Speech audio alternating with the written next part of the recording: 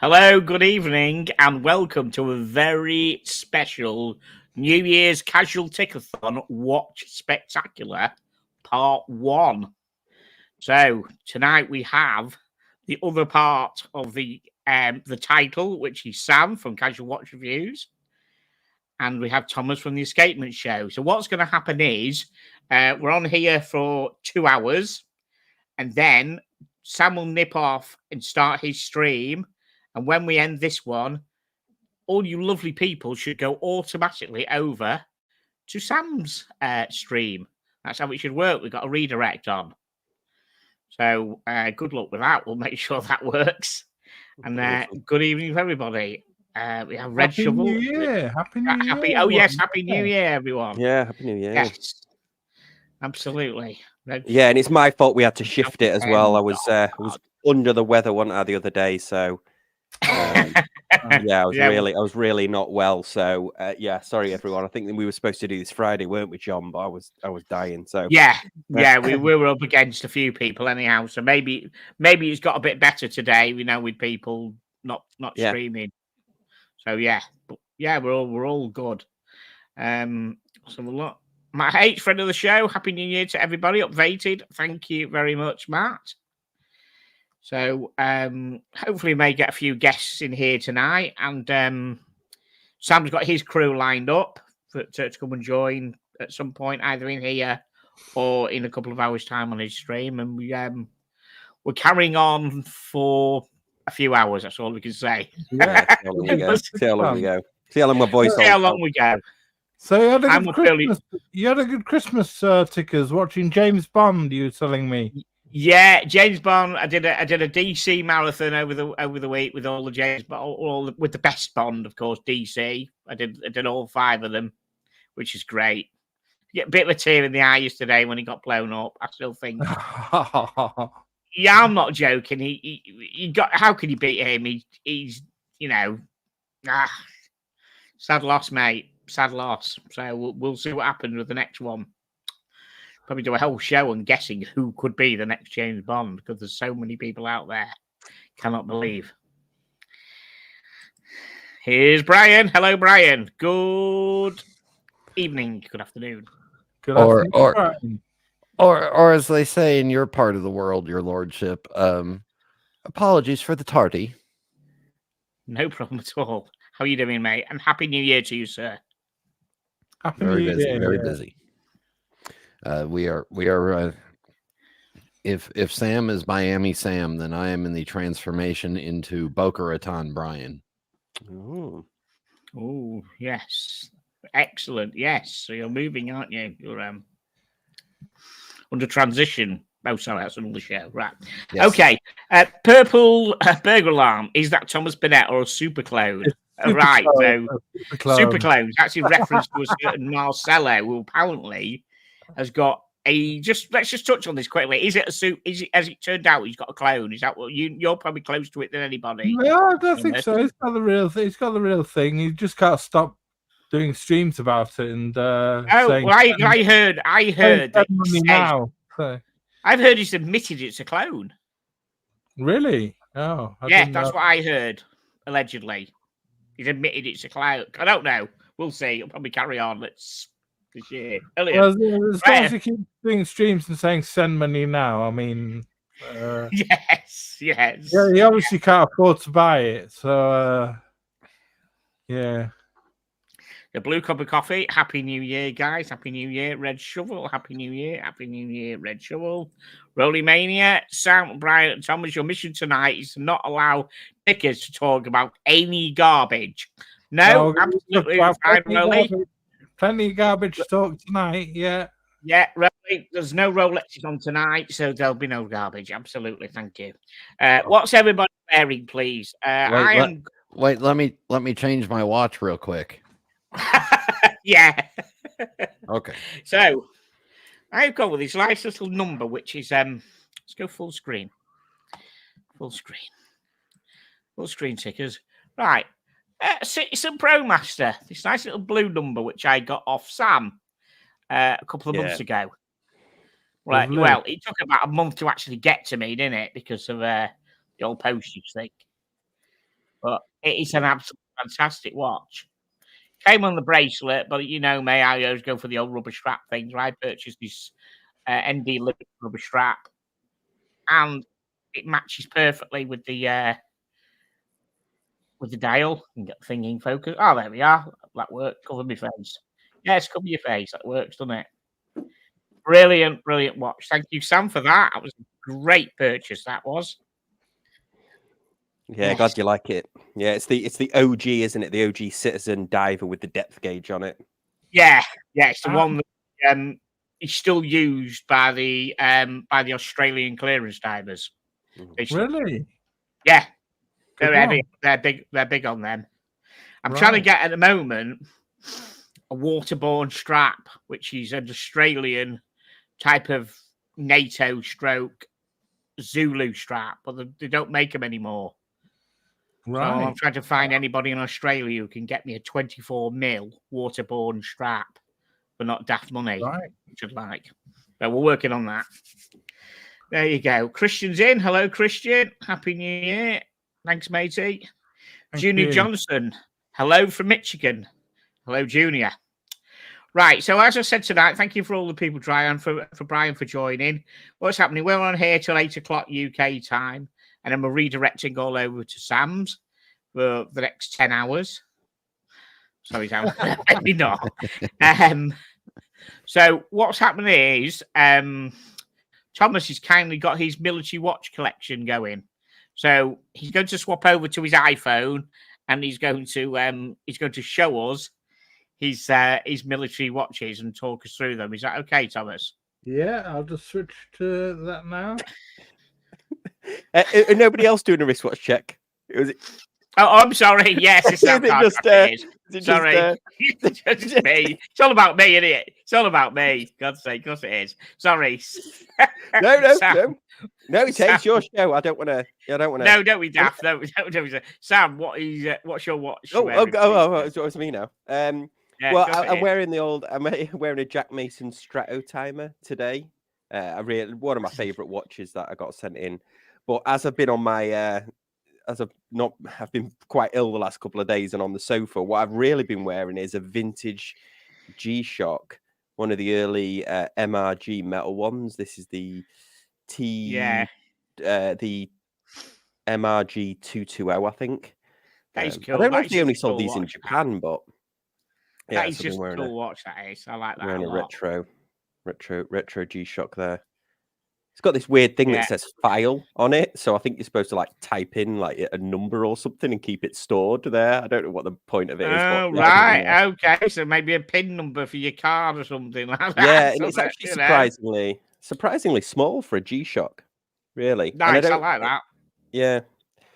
Oh well, this might be next on your wrist after the. I was thinking I would have to say that. I quite like that. What? I just buy Sam's cast off watches. Everybody, that's what I do. I've two so far. They're reloved, regifted, reloved. Yeah, that's right. You know where they're going to a good home. You know, like with the dogs. You should never rehome a dog unless you know where they're going. Same with watches, really. A dog, watches for life, not for Christmas. Yeah. Right, let's just add Thomas's thing to the stream, but then let's get back and see what Brian's wearing. Hello, Brian, and what are you wearing, please? Well, I'm in transition to my Florida lifestyle, so for the past couple of days, I've been wearing the Patronus AMG. Oh, wow. Oh, look at that. And I like the way it works with this jumper. I mean, sweatshirt. Oh, he fits perfectly with that. The loom and everything fits with that jumper perfectly, doesn't it? Yeah. And this watch, considering it's an IWC, has an absolutely beautiful case back. Oh, yeah. It does, doesn't it? They're not known for the good case backs normally, IWC. They're a bit militarian rather than fancy. That's really fancy, that, isn't it? That's proper fancy pants, isn't it? Yeah, there it is. Not on a watch of this price. There's just a lot going on, and anyway, is that quick release strap mechanism on the back? Yes, sir. Oh well, that's nice. What kind of money are those going for, please, Brian? $8,200 US plus tax with 2 straps. And that's new. Yeah, brand new. Okay, so do they hold the value? So in a few years, would it still be? Do they hold its value, or do they drop a bit? No, I mean currently I've seen them on the gray market now for 77.50. Right. That is low. I like that a lot. That is low. What size is that, Brian? 41, so it's too big for you. Hell, I rock anything, mate, from a 36 to a 55 and anything in between. Looks bigger than a 41. That's why I asked. It looks looks like put my nose on the camera, really, but it does actually look. It's nice. Yeah, it's very nice. Yeah, there it is. Great watch. Yeah. Thank you, Brian. That's excellent. Yeah. I want to try to blend into the Florida lifestyle, so. Yeah. And Thomas, what are you currently wearing, please, sir? Do you want to put this camera backstage? No, we'll work on. Yeah, of course I will. Yeah. Microphone. Yeah, I'll do that. Okay, let's just. So I'm currently wearing. This is a very kind Christmas gift of Junie Johnson, who's in the chat. Oh yeah. And it's a Seiko 5 Mac and Orange, and it's a beautiful GMT. Very generous gift of Junie Johnson for Christmas, all the way from America, and it's beautiful. Some nice Jubilee bracelet. Yeah, it's nice. That it's very vivid. That orange, isn't it? It is, isn't it? It's lovely. Really, really shimmers. Yeah, it does that. It's nice. That quite really like that. nice. Excellent. So, so Matt H says, "Wow, that is a stunning watch." I'm taking it. He's probably talking about the IWC. Yeah, the IWC is gorgeous. Yeah, Rolling Mania, nice watch. Probably again the IWC, I'd imagine. Rolling Mania says, "Put that Rolex back in the bin, Brian." Sorry, put that Rolex back on, Brian. Sorry. Right. So, Thomas is going to show his military watches. Yeah, so I've gone down a rabbit hole of military watches, and Like you do. Like you do, yeah. And there's a whole host of them here. Omegas, Hamiltons, Seikos, Pulsar, Tudors, JLC pocket watches, Smith's stopwatches. So we'll start with this one, which was an old 1943 Omega, which is a 2165A, and this was issued to the British Civil Service in India in 1943. So that was during the war. It's 30 mils. It's quite a small piece, but that's what people were wearing down in the 1940s in the war. So that was the start of. That's going in the timeline, but this was my favorite one, I think, which is my Omega Fat Arrow. This is the nice. 21777-1, and it was called the Fat Arrow. It's the 6B/542. Uses a caliber 283, shockproof and anti-magnetic, and was finished in rose gold. They were commissioned by the Ministry of Defence in 1952, and they made 5,700 of them, and they made them initially with radium dials, but they're sent back. They were with thin arrows, and they were sent back and to Omega, and they replaced them with tritium dials. You might be able to. Have you got the extract? Have you got the extract of the archives on that one? I haven't, no, but you can see the military markings on the back. Yeah. So anybody doesn't know what anything is, 6B basically denotes the RAF, 6645 means it is a instrument of time. 101 treble O is the region, so 099 would be UK. So that's 101 treble O. Where did you say that came from? They're all British RAF models. I thought 10. Oh, interesting, because normally I thought 99 is normally origin for I thought usually UK had the 99 written on it. I'm not seeing that 101 or the treble O. I've not seen that marking before. That's interesting. And as you can see, the year at the end, 53. Yeah, perhaps he changed the way they marked them up in 1953. That'd be worth looking into. That was said. I've never seen that combination of that 101 treble O. So that's the number, the 2743. And then yes, 1953. And I bought this at the London Watch Show back in 2022 off a vintage reseller there. This is hand wound, of course, and it's an absolute beauty. It's just been slightly polished, very slightly polished, but it's a great wear on wrist. It's lovely. Excellent, very nice. So is that one of the pride of your collection? Is that one of the best ones you've got? Well, that one and this one, which is cost me quite a lot of money. This cost me over £3,000. This one, and this one is a 2996 -1. This is a 1959 Seamaster Ranchero, often known as the Seachero. And this is the 284 movement. And this was issued to the Pakistan Air Force. Now, it was issued to the ground crew on the Pakistan Air Force because the pilots got issued Railmasters, which were anti-magnetic, so they could... I just have my camera a bit steadier. So the pilots could use the anti-magnetic properties in the air, and it's marked on the back. You might be able to see.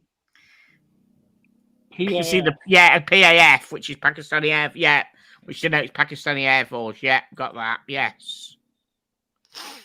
And then it's got the numbers underneath. Very nice. But this has got the classic Railmaster dial. This is 1959, so this one is a 36mm, and it's a lovely one. I really like this one. It's got, as you can see, it's got patina to the dial, but it's a really nice one. This one, I really like that. So move on to 1973 and the W10, the Hamilton W10. Now, Hamilton got the contract for the W10 from 1972 to 1976 when... Yeah, I've got a 73. I've got a 73 one of them. Yeah, this is a 73. And, now, I've just found out what I said about the 101 treble O is a 6-digit number that identifies and that other one is a Fat O Omega. So I think you might find the 99 on the back of that one, Thomas, to say that it's maybe. Could you see if has it got anything like a 99 written on it on the other? Is upside down that? Yeah, it's upside down, Thomas. Let's have a look. I just went doing a bit of investigation. What's it? Oh, nearly there. Just go back a bit. Oh, 6645-99. Yeah, that's what I was looking for. That means, that means what time of time? Yeah, where was the Omega Fat Arrow's got the 101 treble O? That's what I was looking at. Yeah, interesting. That's a beautiful condition, that though, isn't it? That's good. Yeah, this is a nice one. This one. It's, going up in value. Mine's a 73 as well. And is that 73? Did he say? Is that? This is a 73, yeah. Yeah, they're worth the most money because they only made, apparently, they're only supposed to have made 1,500 of them in 1973. Really? Yeah, I've got a 73. I've got a 73 as well. And Hamilton only had the contract in 1976 when CWC started making them from 76 to 81. Yes. And yeah, this is a really nice one that I like. It's Is that a Phoenix strap as well, or is it a copy? Is that a proper Phoenix? I don't think it's a Phoenix. It's a cheap one off eBay, but it's right. Just a quick heads up if anyone's into military stuff. Phoenix straps are repeatedly closing up. The guy Mike is supposed to be selling up, so you can get Phoenix straps on eBay at the moment from them direct. And anyone who needs any, I'd suggest go and grab a few because unless somebody's going to use the same machinery, because apparently it is that Admiralty grey which no one else seems to, and the material which no one else seems to use and get. So might be worth you going on, Thomas, and grabbing some proper Phoenix straps, mate. That's nice. There's a loom still. Go on. Do they make them in 19 mil and 18 mil? The Phoenix one. Well, yeah. Well, okay. So the def stand for them is 18 mil, and they never did a 20 or 22 on the contract. So every single one. So even if you had a 20 mil or 22 mil Omega, if you wanted an assigned strap, you would be giving an 18 mil strap. You'd end up with a gap at either side, either either a mil or 2 mil gap at either side. So those are actually 19 mil. I think the lug width, but you would have been given if you'd been issued a strap, you would have been given an 18 mil Phoenix. That's all they gave you. They didn't give out anything else under the contract, even though they now make them. They make a 20 and a 22 now, but you can't get one. I'll have to check out the Phoenix site then and see if we can get some of those. Yeah. How's the loom? My loom's gone on mine now. Unfortunately, my loom doesn't work anymore. I think it's probably shot by now, the loom. Yeah. And I got it. It was okay. Because I remember I got mine in 21 and I had a look at the advert and he reckoned the loom was okay. It must have been. But now, the other day, I looked at it and the loom's gone. Unfortunately. That's a nice watch, that. What else have we got? Next, we've got a Seiko 7A28 7120. This is a Gen 1. And these were issued to helicopter pilots in the Army Air Corps and the Navy. Yeah, and, that's right. They swapped over to the Gen 2 because the crown kept flying out, apparently. From what I read that they had a problem with the crown. The crown used to pop out and fly out. So I think that's why they got rid and went to a Gen 2. It's a quartz. It uses a 7A28 movement, which I believe is the first analog quartz chronograph. Oh, right. It's very nice. Yeah, it's lovely. It's a lovely one, this one. And this one's, again, it's got the...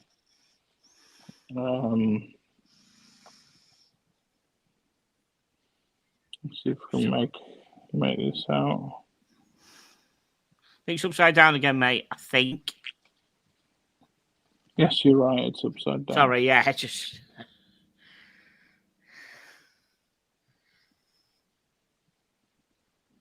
Yeah, 6B again, isn't it? Yeah. Can't make those numbers out very well, can you?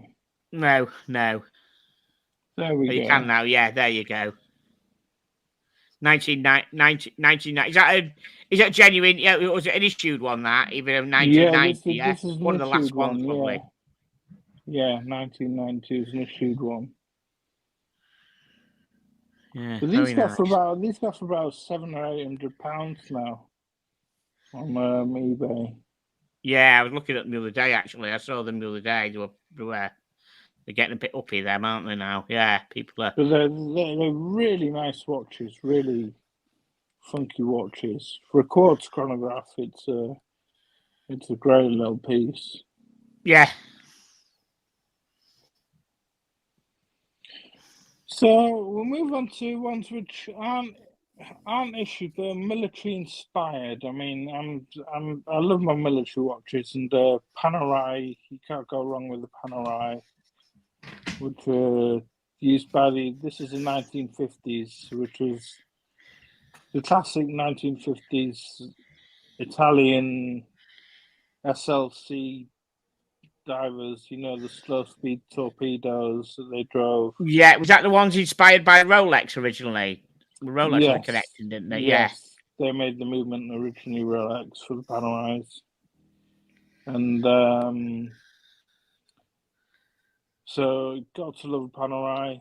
They didn't have the exhibition case backs like this. But yeah, that came on a bracelet, but I put it on a nice arm bespoke strap, as you can see. Yeah, what is that strap? What is? Look at that strap again on that. That looks It's Stingray. I thought it was a ray skin. I thought it was. Yeah, it looked like ray skin. I thought it was. Yeah. It's a Stingray strap, so it's a really nice one. Yeah, it's pretty funky, that, isn't it? It makes it look interesting. That, yeah. Yeah, I like that. It came on a titanium bracelet, but I put it on this Stingray strap because. Oh, it's a case titanium, is it, Thomas? It's a titanium one. Titanium case. And very nice. Titanium bracelet. Keep saying I do need to get. I do need a Panerai sometime in my collection. 100%, I do. And that's that's a style I like. I like that style. I got a deal for you. You got a deal, Brian. You've got a deal for me for a Panerai, have you? Yep, just for you, your lordship, Johnny. Oh, right, sounds good. So move on to the Synchron military now. There we go. Is this what Patrick's got as well? Is this the same one as Patrick's got? No, it's similar. Sorry, my apologies. Patrick's got the Doxa Army, which. So now there's a story behind this. Synchron is owned by Rick Marai. He's a bit of a dive watch legend. Right. And Synchron were the distributors for Doxa back in the 60s. And Rick Marai was head of Doxa until 2019. And Synchron, when they owned Doxa in the 60s, designed the Doxa Army. Right. So Rick Marai sort of took the idea in the 2000s, sorry, a couple of years ago, 2021, I believe it was. And he brought out this watch, which is the Synchron military, just before the Doxa Army was released. Right. So it's a copy, sort of copy of the Doxa Army, but not the faithful Doxa version. What size is it, Thomas? You've either got massive hands or that's quite small. It's about 40 mil. It's a 40 mil, is it? Right. Yeah. So I'll move on again to another one, which was a prototype, but never actually made it in the 60s, which is the TWP-01, which was made as a military prototype, but they never actually made it. They made about 200 Tudor in the 1960s. Wow. And they never actually issued it to the US Navy. They waited until Tudor did the reissue, which is what this is. But I love the articulated strap that it comes on. It's sort of articulated. Oh, yeah.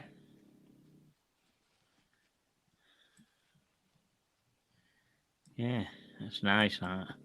And it's got this little latch here to open. So that straps the original strap with it. To turn the bezel, you have to open that little latch. Oh yeah, you undo that. Yeah, is that strap the original strap? It's the original strap I got with it. It's a rubber lined calfskin leather. Right, that's nice. That it's good that you've got the original strap as well. So what year is that, Thomas?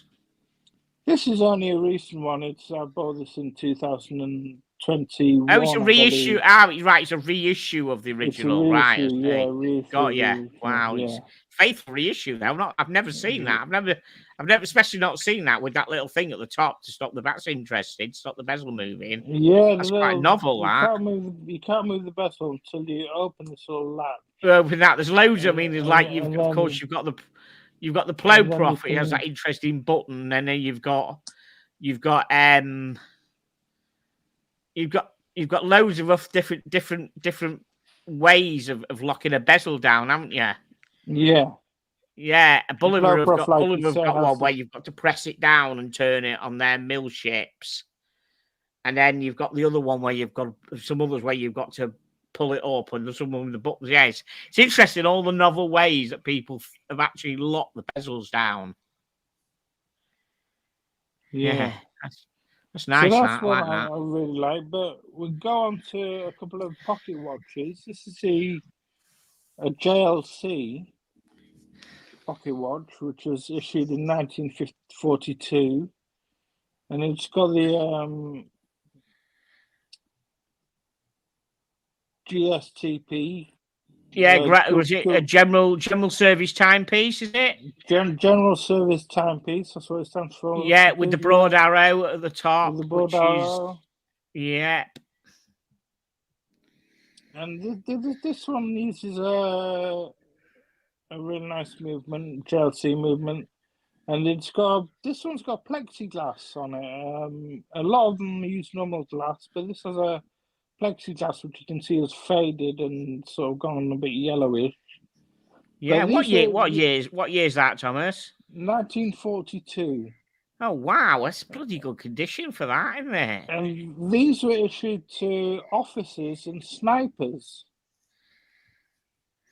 These ones, they made a black dial version and a white dial version. Right.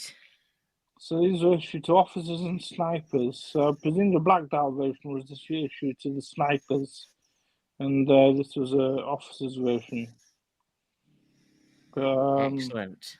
A really nice JLC. And that's nice. That really is nice. That excellent. The 3, 9, and 12 are loomed a slightly different color than the other numbers. Yes, they are. They're loomed in radium, I would imagine. Wow. Well spotted, Brian. Yeah. So the hands. I never spotted that. So the hands, Brian. They're loomed in the same radium. Wow. And all the indices. Yeah, that's nice. That's very nice. That's a lovely one. I really like that JLC. I mean, can you imagine wearing a waistcoat and having that on an old period chain, and then whacking that out in the middle? You know, someone looking, that would get some attention, wouldn't it? I tell you that pocket watch. I tell you, that really would. This one's an interesting one that I found, which is in its original box. Now, this one is a stopwatch, but it came in its original service box. And you can see on the top it says Buccaneers XN 975 sent to West Freight or Lee or somewhere. Yeah, on the 23rd of June 1972. So that's when it was sent for a service to the military. So it's 1965, number 400 of 1965, is it? Yeah. No, 1970. Oh no, well, if you look below, it's got 400/65. So what does that mean at the bottom on the sticker? Oh yeah, it's 165 of 400, I believe. Or It's it's not 1965. It's number 400. What year is the watch then? We'll have a look on the back. It's a stopwatch. Right. It looks like the Buccaneers were from Blackburn, so Lee might make sense. Oh right, yeah, of course it would. Lee there, Black. Yeah, so my old stomping ground sort of thing. Yeah, that sounds about Eliad. Yeah, well done, Sam. Yeah, it will be. Well, That's right. the Buccaneer aircraft. It was mounted in the back of a Buccaneer aircraft. Mounted in the back. These were mounted in the back of Buccaneer RAF aircraft. Oh right, I see. Right. Buccaneer aircraft. So it's 65 of 400. Yeah, number 4. Yeah, 400 of 90. I thought it was. It said on the bottom on the sticker. Number 400 of 1965. Yeah, so it was. So these are. And there we go. It's got that 9101 as well, which is interesting. These were mounted in the aircraft, so this is quite an interesting. It's just a little stopwatch.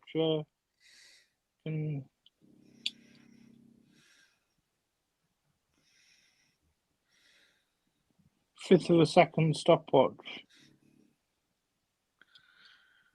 Oh, very clean. Yes. Made by Smiths. So that's my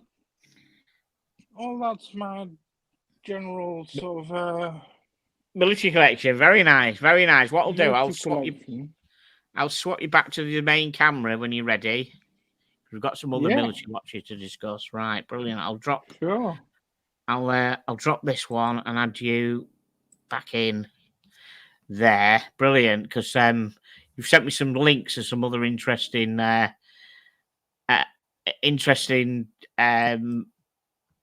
watches which are inspired. So what I'll do, I'll share my screen now, and then you can talk us through what you think about them. Never actually, to be honest, I've never seen these ones before. You've sent me, it's just quite interesting. You always seem to find some interesting little bits and pieces, Thomas, which I never seem to have seen before. It's quite good. Let me just present my screen. Bear with us a second. Right, there we are. Okay, so the first one Thomas has come up with is this interesting field watch.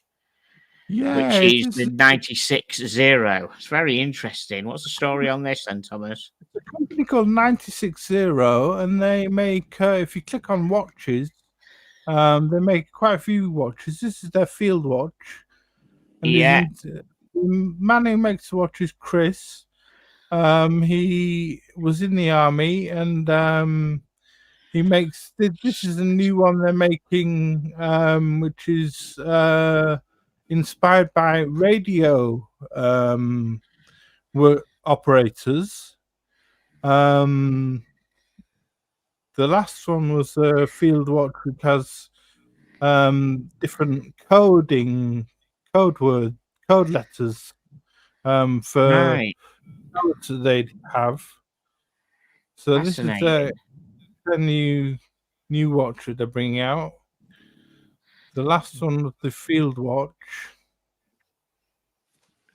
Yeah, they've got those. The last one was the field watch. Yeah, with the white dial. That's quite an interesting little piece, isn't it?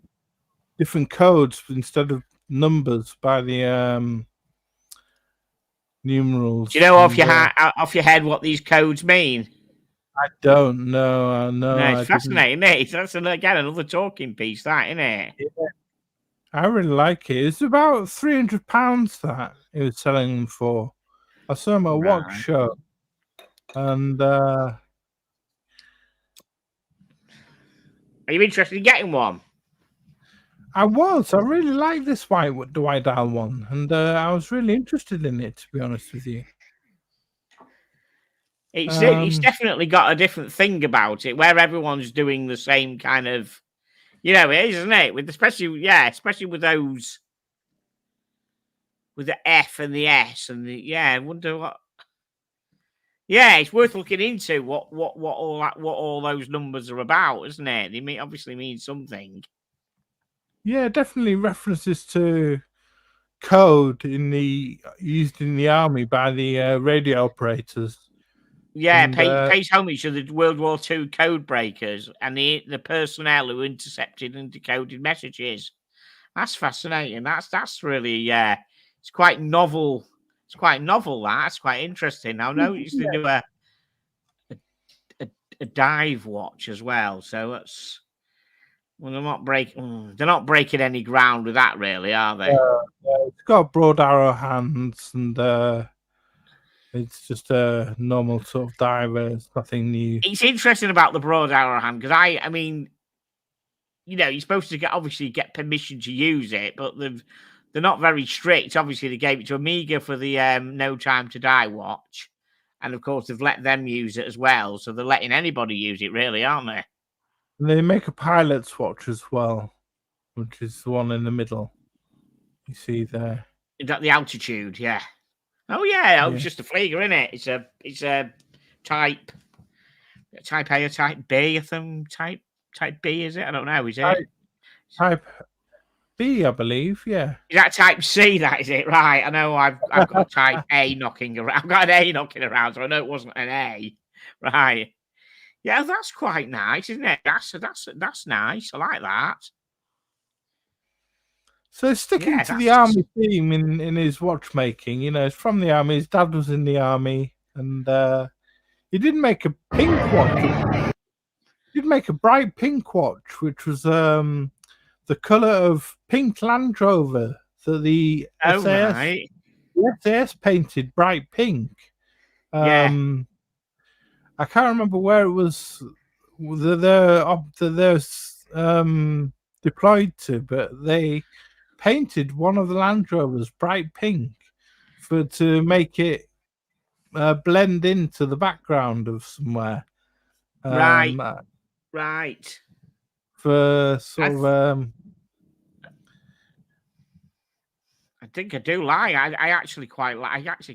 The altitude. It's quite a nice watch, that. But they're very well Any of the priced. guys on the panel like this? Anything? Does it do anything for you, Brian or Sam? Does it say Rolex on it? Sorry. No, it doesn't say Rolex on it. It doesn't say Swatch Group shit either. So then it's great. Either way, you're all right. It's good. It's good. It's absolutely fine. It doesn't say Swatch Group on it. Yeah. Excellent. Sam, does it do anything for you, this? Yeah, I'm not a huge fan of the Flieger style watches. No? Oh, right. I must admit, I've never heard you really talk much about them now. No. Kind of paying respects to my much loved grandmother who kept her blackout curtains well into the 90s, just in case just in case there was another air raid. So yeah. No, it's got a date. I don't like the onion crown. I'm not a huge fan of the size of the Flieger watches, really. They're just not a style that I naturally. It's 44 mil, and you give all of the 44 mils away, don't you? So yeah. I mean, that's something that often weighs on my head because I'm a direct descendant of Abraham, and the Luftwaffe was fairly proficient with that.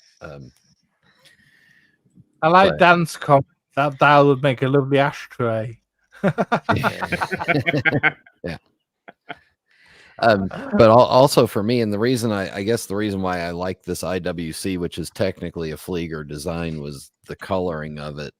Yeah. But at the same time, I'm not a real industrial looking person. Yeah. No. Well, the next brand I thought was really good, and that was brought to my attention by video. If you want to drop the link to the video, John. Oh yes, that's right. A video that I saw by a channel called What's on Watches, and now they're a secondary dealer of used watches, vintage watches they specialize in, and they've got a YouTube channel as well. And they did an interview with if you see the video, if you get time to see the video, it's a really good video. an interview with a pilot from the RAF and from the SAS, ex-SAS pilot and ex-RAF pilot and Navy pilot, and he is a watch collector now. He's got an amazing collection, and he had the most rare Rolex you'll ever see, which is a GMT that he got Rolex to emboss a Sea King helicopter on the back, and put the inscription, his motto for the SAS on, and it's a one-of-one piece. So for military watch buffs, this is solid gold, and for military watch buffs, this is a one of a kind piece that would fetch loads in auction if it was to go for sale. But he collects everything from Rolex to Patek to Omega to all sorts of stuff. But he's established his own brand called Pagoda Watches with 3 other ex-SAS, ex-Special Forces. Here we go. They look very nice. I like the look of these. I do like the look of these. They're very, nice. Very military-inspired, these, aren't they? They're really nice. There's a Tactical 1 and Tactical 2. And the Tactical 2 watch is a really nice-looking watch. They're issued to certain branches of the military, both in America and in the UK, and certain branches of the police in America as well, I believe. Oh, they actually, I must admit, they do look pretty industrial. Yeah, they look great. They're about £800. They use the Solita movement. But the dials look great, I think. They've got a white dial and the black dial. And what's the difference in the Alpha and the Bravo? They look very similar. Is there a difference? I think it's the loom. It's slightly, one's got slight patina, one's bright white. Yeah, I could just straight away. Yeah, that the Alpha looks a darker loom than the Bravo. Yeah. Right, I see. I just want. Yeah, okay. They're pretty. Yeah, pretty nice, aren't they? They are. They're really nice. And this is one of the only brands, along with 960, which were Chris's last 3 numbers, that are made by ex-military people for the military. There's lots of companies like Bremon and Elliott Brown who are, other companies who are issuing to the military, but they're not actually military people making the watches. No, they've not done the door kicking to actually be able to understand what you actually need. Yeah, what is needed in one of them. Yeah, wow. Never heard of them again. Never actually heard of these. It's another. Yeah, very interesting. Do like them. Okay, all we have standard NATO.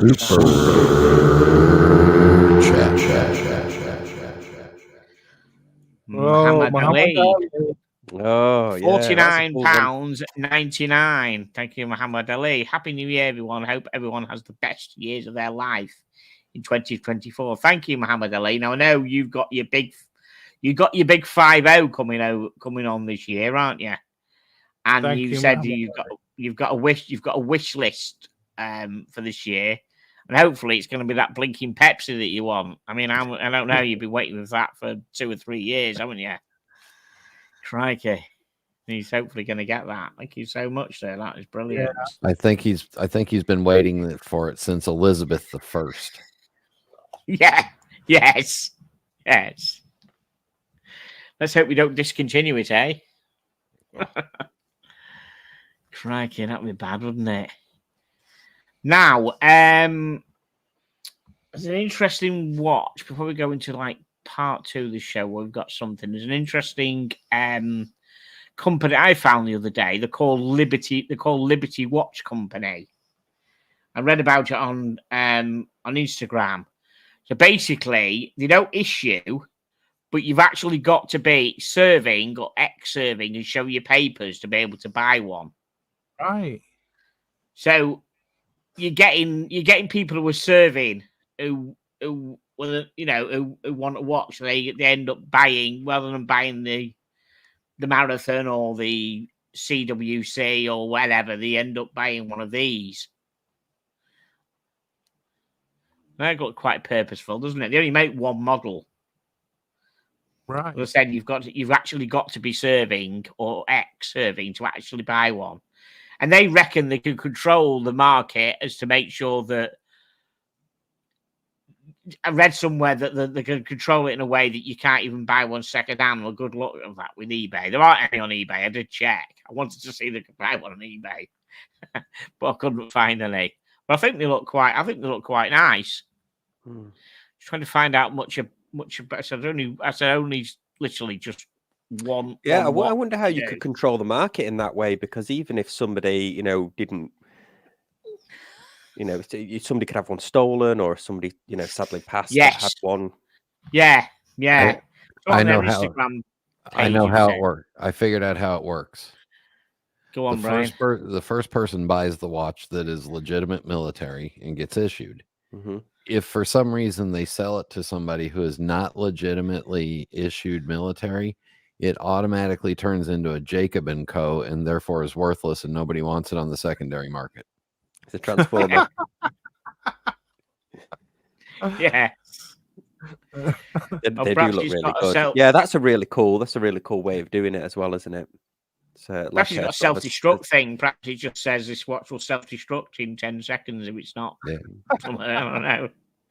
But interesting. Yeah, it's quite a nice looking one. I don't think it looks actually quite as nice as the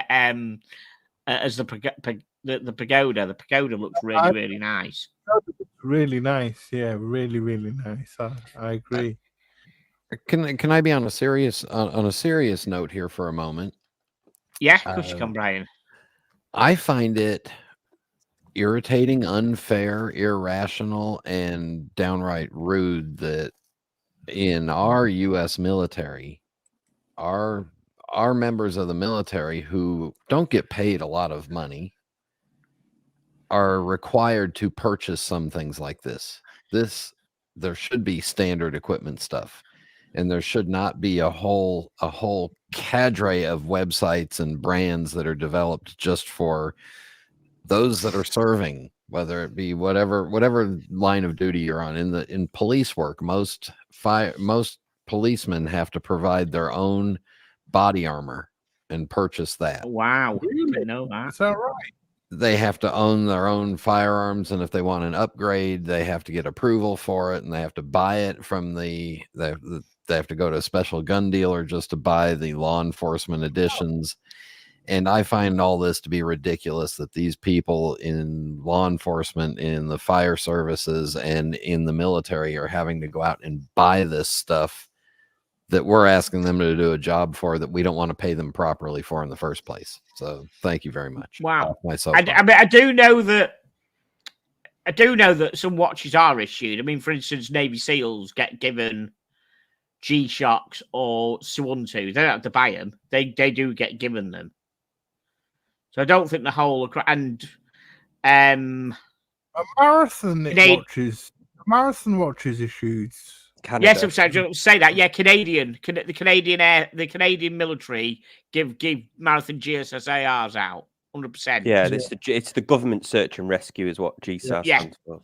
Yeah, the GSAR. Yeah, that's right. Yeah. So, but over in the UK, it's a sad state of affair. They don't issue them. Actually, they issue them to the special forces, like the SAS, SBS, get given a Elliot Brown or a CWC. But if you're standard army, you're a standard foot soldier, you don't get given out anymore. Like you got a GW10 years ago, CWC a G10 years ago. You have to usually buy your own, and most of them just go out and buy G-Shocks. They're not really giving any. Clearly, Royal Navy, Special Forces and that getting the arm and the SAS, but normal foot soldiers don't. They have to buy their own, which I think is a pretty crying shame, isn't it, really? Yeah, Forbin Colossus says in the US, any work item required to be worn must be supplied. Union rule about uniforms and the cops are union. But that doesn't say anything about uniform. I guess it doesn't include a watch or firearm, like you say, Brian. Wow, so firearm, you have to buy their own firearm, Brian. In several U.S. cities and counties, the law enforcement officers are either issued a standard weapon or they're required to buy their own, or if they want an improved weapon, they have to buy their own. Oh, wow. And for example, I have a friend in Las Vegas whose son is Las Vegas Metropolitan Police, and he wanted a better shotgun, so he had to go out and buy it. He wanted a better piece of body armor, so he had to go out and buy it himself. He wanted yeah. I'm surprised about the body armor. That surprises me. Yeah. And I have a friend who's a captain in the Army, and we were talking one time about things that he had to buy, and he said, "Yeah, I have to buy a new pair of boots because I can't get a shine on these anymore." And the colonel that I'm working for is a pain in the bird.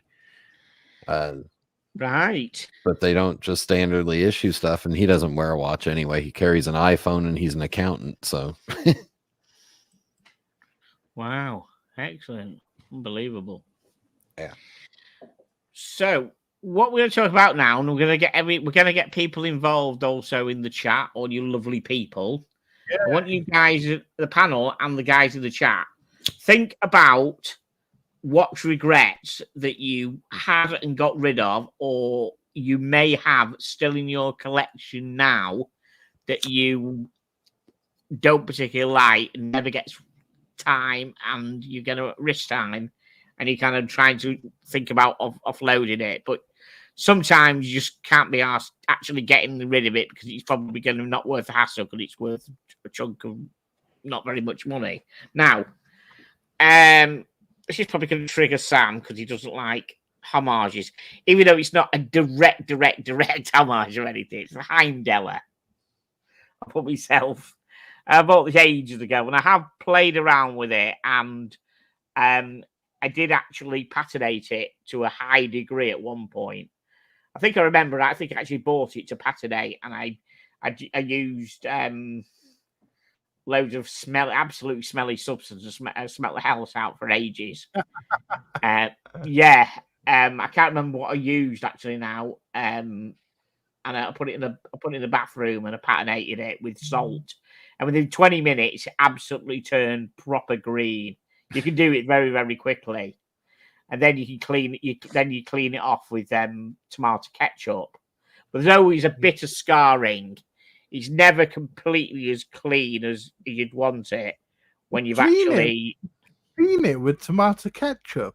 Tomato ketchup, yeah, absolutely. Tomato ketchup has got some properties in it. Obviously, sorry, yeah, you can see it's bronze. Yeah, so tomato ketchup will clean it. Yeah. But there's still some scarring down the side there, which wasn't there when I didn't patinate it. You never completely get rid of it, but it cleaned up to some degree. But I don't really like, as you know, I don't really like green dial watches. So I don't think I bought it because of the green dial. I bought it because I didn't know about Christopher Ward then, actually, to be honest. And now one of my bronze watches, my best bronze watches, is Christopher Ward bronze watch, which I don't patinate. I'll let it go naturally. I probably won't even bother cleaning it. But I won't openly go out and dump it in some smelly substance. Whatever I used, I can't remember what it was. It's salt and I can't remember what the other stuff was, and it smelt the house out for bloody days. Absolutely, it's ridiculous, and I won't do that again. But I'm trying to. Saying you don't like bronze watches or just green dial? No, I don't like green dial watches. I don't really like green dial watches, and it's more of it's like a homage, really. I'm not into. I did it when I was new into watches. I don't really I don't really do homages anymore, do I? I've gone slightly up market, so I kind of don't particularly like it anymore. So I've got my bronze watch, which to scratch the itch, and it's not a green dial one; it's the brown dial one. So I will get rid of this at some point. If anyone wants to buy it, give me a message. But I said it has been patinated to the inch of its life, and I've got a video actually on my channel which shows me patinating it and shows what it was like. But yeah, smelly and awful when I did it. That's my kind of.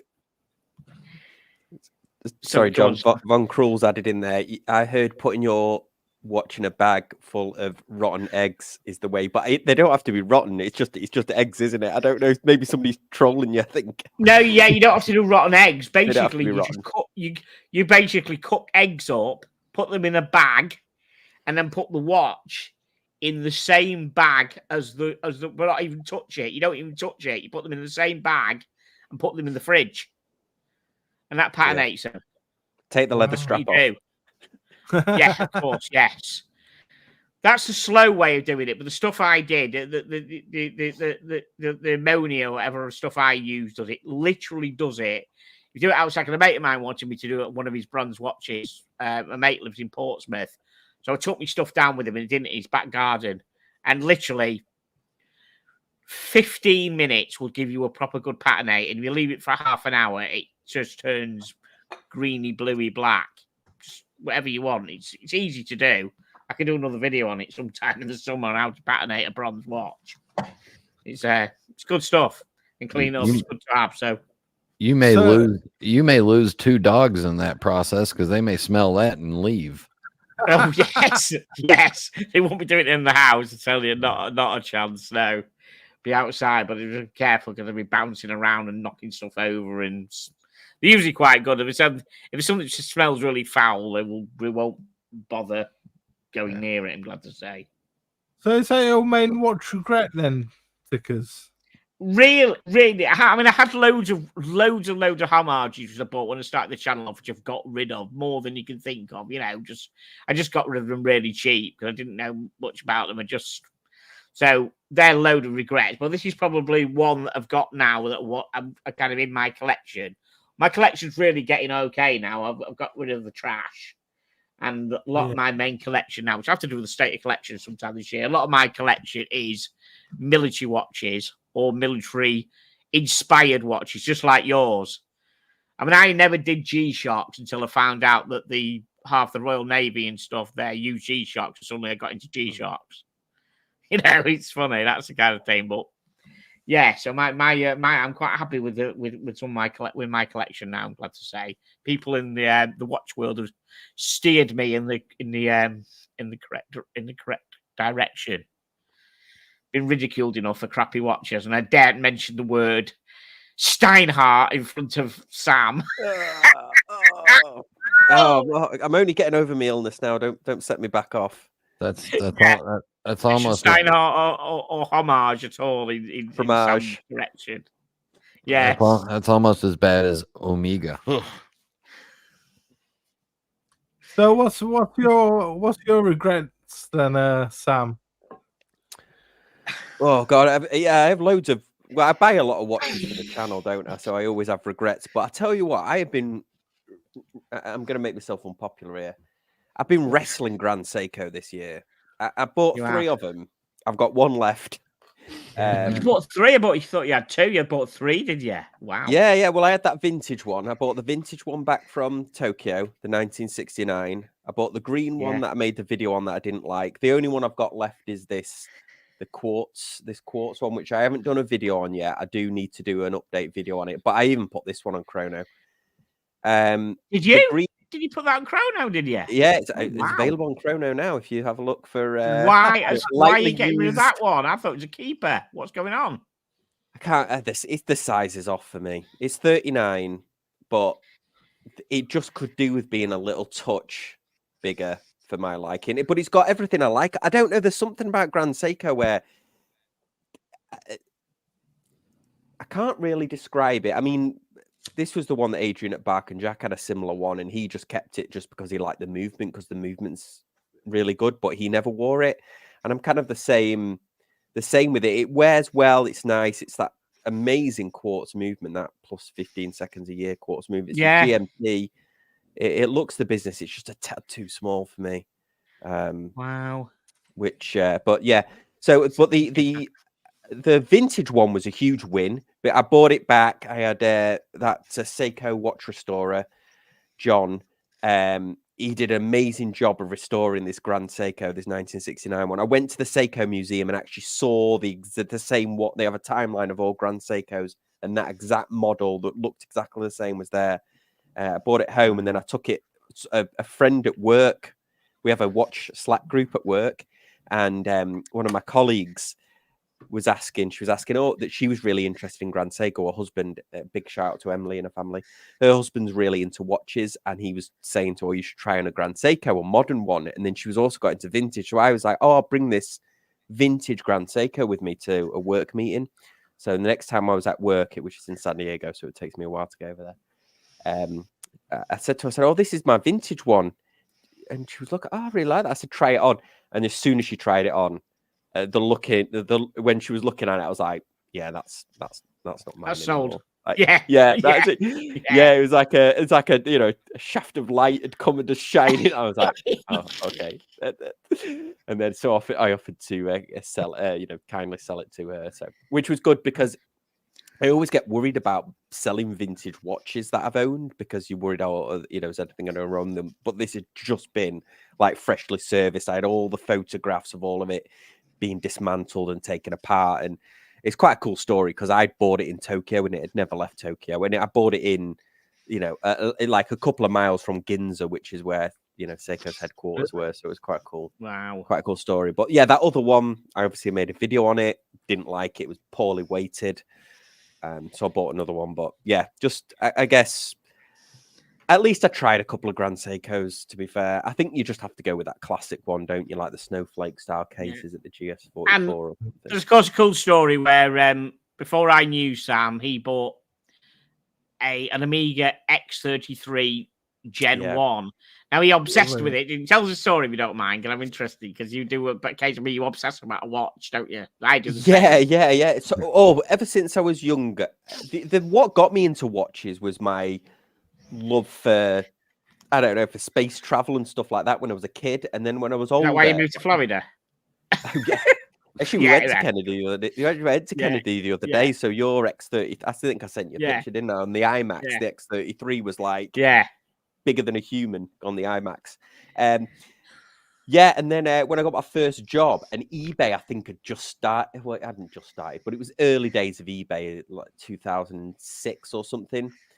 And one night, drunk, I ended up buying my Omega Speedmaster on eBay for like 1,400 quid, which was a huge amount of money for me at the time, like massive.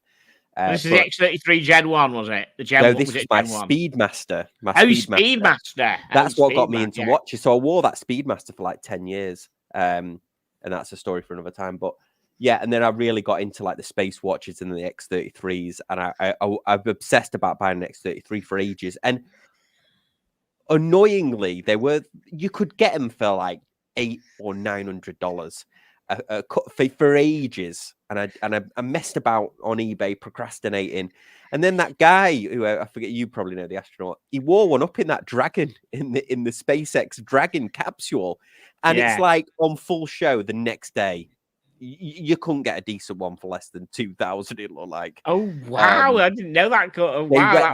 They like doubled in price. Maybe 2,000 is a bit, but I saw one in a local jeweler here, and I bought it, the first one, and I was like, yeah, I've got to get it, and I just couldn't warm to it. I just could not warm to the fact that what it was the dial is, because you've got one, John. The dial, because it's that LCD color, so it's silver, and then the white hands over the top of it. To me, the hands just get totally lost in it. But that's So that was Don't Meet Your Heroes. That was my poor man's Lamborghini Countach move. Countach, yeah, that's right. Never Meet Your Heroes. Countach, James May thing, yeah. That's it. Yeah, that's. I didn't really know much about the X33 until I ended up on Sam's. I don't know whether it was on I think it was on the panel. and you were talking about what, and of course Dave from Scottish Watches was in, and he brought up, I think it was watches that were in films. Is it with X33 in a film? Is it in is it in The Martian? X33. No, The Martian's got the Hamilton in it, hasn't it? But I don't remember, but it's got to be one of the space films. Yeah, it's one of your shows, and it was Dave who came up with it, and he mentioned about the X33, and he had one in front of him, and I went, "What's that?" And he's like, I played it, I think a while back, and saw what it was, and then that started my obsession. I had a week or 2 week obsession with X33 and did all my research, and of course, then the guy from Fatella Watches, RJ, he's well into them, and he's got them, and he told me that, oh yeah, they're still used now by SpaceX and by NASA. The Gen 2, they give them a Gen 2 that's worn inside the spacecraft, not outside, where they use obviously the moon watch, but inside they use an X33 Gen 2, and then they get it taken off them, and they get given one with the mission detail that's just been on the back. But they actually issue a Gen. So I thought, I need a Gen 2. So I went and bought an X33 Gen 2. And the secret, I remember RJ saying to me, make sure you get one in the white Kevlar box. Because the box is made of the same material as they made the spacesuits out of. Yeah, and they disintegrate as well. It's really hard to get one of those boxes. Yes. They were made, the way they made them, they just degrade it, like the flock things. But the flock inside, the red flock. Yes, you're right. Yeah. Well, that Gen 2, I think it was a Gen 2 in it doesn't matter who on YouTube makes like a good watch review video. The best watch video that has ever been on YouTube that'll never be topped is the guy who's replacing the battery in the X33 on the International Space Station in zero gravity. Yes. It's the best piece of watch content that has ever been made. Yeah. Amazing. Yeah. So I had to get a Gen 2. It couldn't be a Gen 1 or a Gen 3 or the Mars or whatever. It had to be the one that's currently issued, the Gen 2. And then RJ said, make sure you get the white box as well, because it's part of it. It was the Kevlar stuff, same as the suit. So I managed to get one with box and papers. The guy messed me about a bit with shipping, because apparently he didn't know about eBay waiting, held on to his money, and I nearly lost the sale and everything. But I kept on with it and got it sorted. And it's a really, really nice watch. I'm pretty chuffed with that. So it's probably space collection. But yeah, that's when you start off an obsession. I really love the Mars timer. I think it's really nice. The color scheme on it and the. I do as well. Certainly, I think it's a really nice one, that one. Oh, I could have one of them as well, certainly. I do like the Mars timer. Yeah, absolutely. Yes. Yeah. Very good. So yeah, absolutely. So Brian, watches that have you got anything in your collection currently that you need to absolutely get rid of, that you don't wear because it's horrible?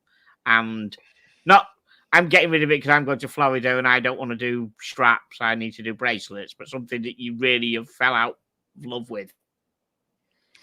No, because in the past year and a half, I've become a much better watch consumer. Mm-hmm.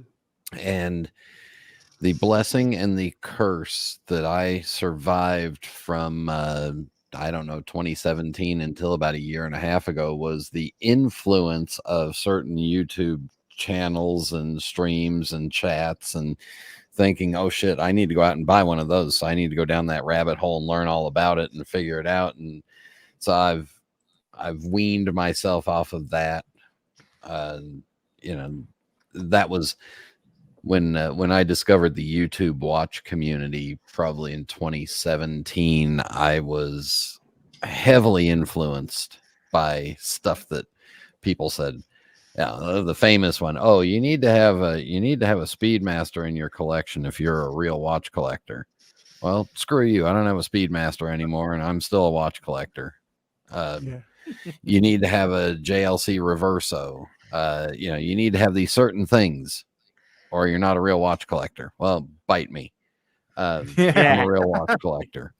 Yeah, you are correct. Yeah. So in my collection now, no. In the past, there's a couple of watches that I should have pulled the trigger on, but I didn't. I was either too afraid or didn't know enough about it, or the timing wasn't right. One of them was in London. Yeah, but sorry, this is stuff that you had and you regretted actually buying. You buying, so you're not regretted not buying, regretted buying. Oh, stuff yeah, that you had okay. in your collection, you thought, what the hell did I buy that for? And then I just had to kind of, you offloaded it and probably took a bath on it because you realised you should have bought it and the market dropped. Well, the 2 Grand Seikos that I owned and lost money on. Oh wow! They were 2 for 2 on the Grand Seiko.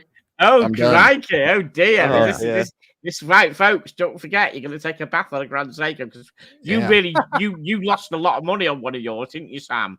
Didn't you? Oh yeah, I lost about $1,000 on a $3,500 watch. So yeah, but I mean, I did sell it.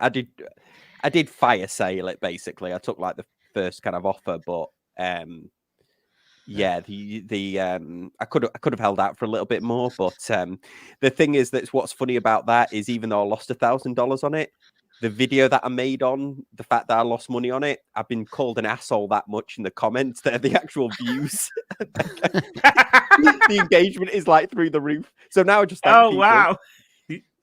I must admit that was an engaging video. You got everything right on the title and everything. You built it up. Why you fell out of love, whatever that Grand Seiko, and yes, I seem to remember all the time the views were pretty damn high on that video. Yeah. Can you do us a favor while you're there? Can you just drop? Do you want to drop a link in the Do you want to drop a link in the YouTube main YouTube thing so people can go to watch that video? Oh yeah, absolutely, yeah. Yeah. Sorry, Brian. I cut you off sorry, Brian. Sorry, you were saying. So you dropped money on and got rid of 2 Grand Seiko, did you? Yeah.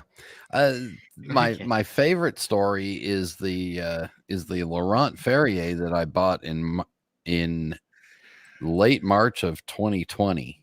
So it was just as pandemic shutdown craze was going on. And I was fascinated by this Laurent Ferrier micro rotor salmon dial, had all the bells and whistles. And then I get on the phone with the guy at Watchbox, and he's heavily pushing me towards a deal that would have cost me $3,000 more. So it would have been about 15% more if he said, you really want to buy this one here called FP Journe Chronomet Souverain in rose gold with a white dial. For the next year, when I realized I couldn't really read the Laurent Ferrier because the salmon dial and the really delicate hands didn't contrast at all, and I kept seeing the value of the FP Journe go from 20 to 30 to 40 to 50 to 60, I was so aggravated every time I looked at that Laurent Ferrier that I was like, screw it, I got to sell this shit and get out of it. Now, I ended up making about 8,000, 9,000 profit on the Laurent Ferrier, but at the peak, I would have bought that FP Journe for about 24,000, and I think those Chronomet Souverains are still at 60. So how's that for a regret of a watch that I bought, but it's also a regret of a watch I didn't buy. Right. Wow. If you just post your video in the private chat and get John to post it. Is that why it's not coming through? Okay. So that's terrible, Brian. I love Laurent Ferrier, but I see what you mean. If you get talked into buying a Journe and you see the prices jumping, it depends whether you're whether you want to be an investor collector or whether you want to be a collector. No, the real thing with the Laurent Ferrier was that the hands were so delicately done and beautifully done, just magnificently done. But contrasting against that salmon dial that I had, it was very hard to catch at a glance. You really had to get it in direct light and really focus on it. So that was a learning experience for me of I need watches that are visible. Yeah, I need visibility on a watch because that's an important factor to me. Absolutely, yeah. And who knows if I would have gotten the FP Journe, would I have ever sold it, or would I have still been sitting here with it? Who knows? Yeah. What do you think? Would you've held on to the FP Journe for investment's sake? Do you think? I think by the time I saw it hit 60 or so, I would have, the capitalist greedy slob in me would have started drooling, and I would have started making phone calls. Yeah. And it would have been gone too. Yeah. And the money that I made off of it would have been gone too, because there's more watches out there. Yeah. And then the other watches, which there's really not anything in particular that I can nail this to, but there are watches that I bought over time to help my reputation with the ADs. Sure. And that was mainly 21 and early 22, and then finally the end of last year, I just said, screw it, I'm not doing this anymore. Yeah, playing games. Yeah. About a year ago now, I just said, screw you ADs, I'm done. I'm back to the pre-owned market. Yeah. Call me when you have something. And your lordship, I also went through 2 bronze watches, and as Matt H said, the Tudor silver. Love them. Hate the tarnishing. Yeah, I love the Tudor silver. I just don't like things that discolor. I'm not that industrial, rugged, patinated person. I'm patinating my face as it goes, and I don't like it either. So yeah, I agree with you. I'm the same with bronze. That's why I won't buy a bronze watch. I don't, I would take the Brasso to it one night and then probably regret it. Just see if I can get the shine back.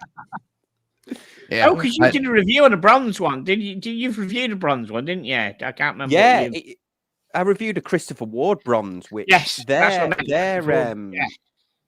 bronze that they use. I think when I was looking into it, it's got a high copper content, so it's got more. It's CN8, I think CN8 rather than 5 or whatever. It's a higher copper. Oh, is that it? Yeah, because it's got a really more of an orange glow to it. It looks stunning, but yeah, you could even.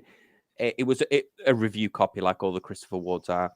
But you could see the fingerprint of the previous person that had it, So I guess it was funny that each of the fingerprints of it was like a traveling watch that had the fingerprint of each reviewer etched in, indelibly etched in it for what. Actually, to be fair, that was the one that went missing on its way back to Christopher Ward. So right, okay, wow. So that one patinates that content. They patinate more than other ones. I think if they've got a higher. I'm not on Patrick Pocket Watch Time will correct me on this, but I think if it's got a higher copper content, it goes faster. Somebody might correct me in the comments here, but I think that's it. But yeah, as soon as it's out the packaging, the Christopher Ward, it starts to you see it start to react. I think, and you certainly react from the salt or whatever it is in your fingerprints. Yeah, that's right. I mean, I know somebody who lives UK, sort of like Portsmouth way, and he's not right next to the sea, but obviously he's quite. He's probably not that far away, and he starts to patinate. He's Christopher Ward bronze. He's got a June bronze, and he can see how it's patinating. He don't really go for walks by the sea, but because it's in that general location and everything, the salt and everything, it just starts to go. Yeah. It patinates quite easily. Yeah, because the salt's in the air. I mean, my granddad lived in a spa town. He lived in Droitwich Spa, and you could just lick your lips and take, and you would taste the salt. It's in the air without you realizing. Now, I also want to say that, like with the military watches and all that stuff, I can still greatly appreciate them and look at them. But as far as owning, brass or silver or bronze cases or any of those, it's just not my thing. Same thing with I pick on Jacob & Co, but I've seen some of their watches in person, and they're fantastic to look at. I think they're just adult fidget spinners with with diamonds and stuff on them. Great to look at. Keep them in the case. I don't even want to try it on. Yeah. Yeah, I've seen the Godfather. I think they had the Godfather one. I saw it in Vegas with the musical the musical box inside it that played the Godfather theme song. I saw that in person, and they're like huge, aren't they? They're like massive. Wow. We bumped into the MBNF rep for North America in Las Vegas at Watches of Switzerland, and he said, "I brought some special pieces. Would you like to see him?" I said, "Sure, I'd love to see him." And he's showing all these special, I don't know, whatever they were. One of them looked like the twin engines off of the back of the Jetsons car. Yes, another one. Yes, and he's showing those. I'm going, that's fascinating, but first of all, it's way out of my price league, and second of all, I don't know if I'd ever wear it. I think with MBNF, as you say, they're so far out of your price range. They're like $200,000, and if you can afford to buy a watch for that kind of money, you're the kind of rich playboy who's living on his yacht, and can go into the casino at night and can afford to dress up and mix and match his watches and just buy watches for playthings, just for toys. Yeah. And I'm not complaining about my financial position at all, because I've got a couple of Rolexes now that are in a safe deposit box in Central Florida. But still, I look at those and go, yeah, they're great to look at. I'm not buying it. Yeah. They are works of art, basically. They are works of art for the wrist. Yeah, you wonder whether in a few years you might see like celebrity watch museums, because that's what they do with a lot of artwork, don't they? They buy artwork and then they donate it to the community to, for some tax benefits. You see like an art gallery. So I wonder if we'll suddenly see a resurgence in watch museums. We'll have like a Jacob & Co. collection by, whoever. Producer Michael's traveling watch show. Yeah, the traveling exhibition. Yeah. So I'd go to it. I'm ready to go. Yeah. What's your? We haven't done your watch. We haven't done your watch. Have you got anything in your collection? Yeah. I've got a few, but my main one is, I hate to disappoint Patrick Pocket Watch Time, but my main one is getting into the pocket watch rabbit hole.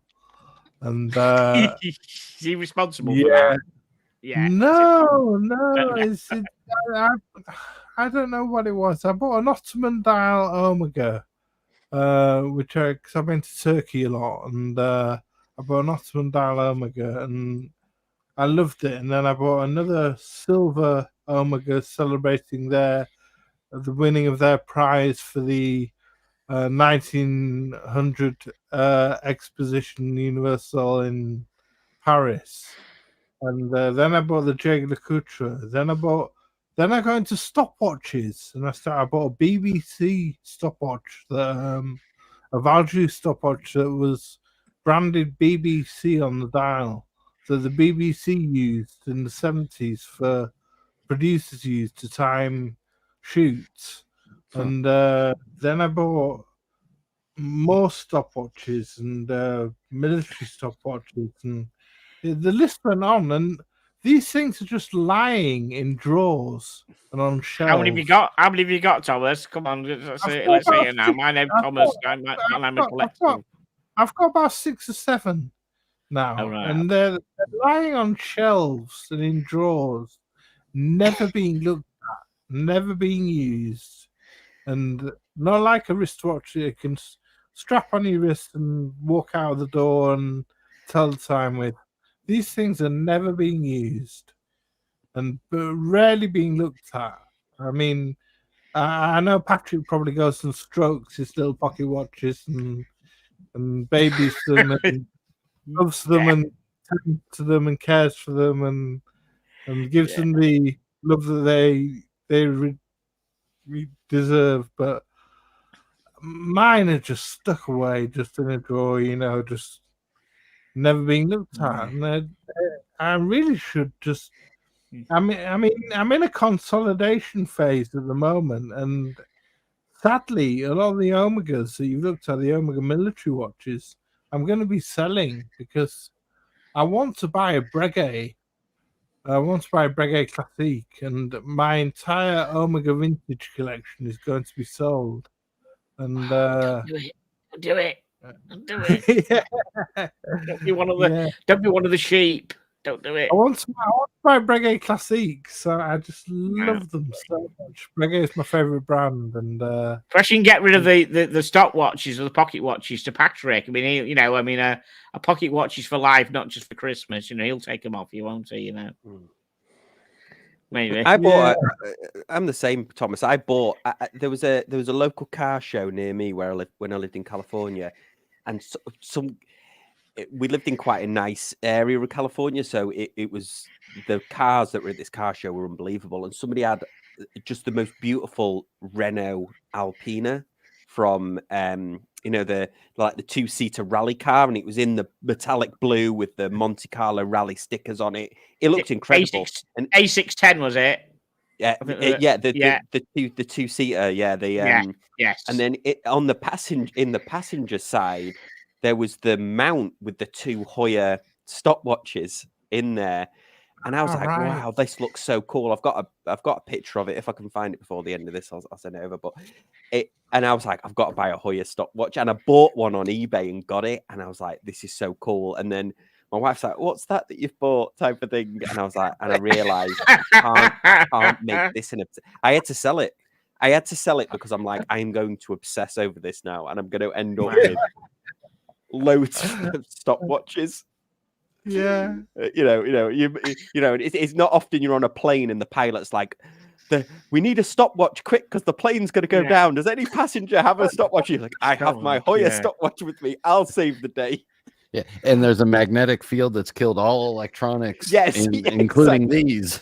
There's an EMP pulse gone on, and the only way you can save the plane full of passengers is with does anyone have a mechanical stopwatch? I think that's why that plane crashed in Hawaii, and they ended up eating each other on Lost. If only they'd had a Hoya stopwatch. Yeah. So that's one of my watch. I don't know whether to regret. It's a phase I've gone through. I've enjoyed it, but it's time for them to go. Basically, I think it's time for me to consolidate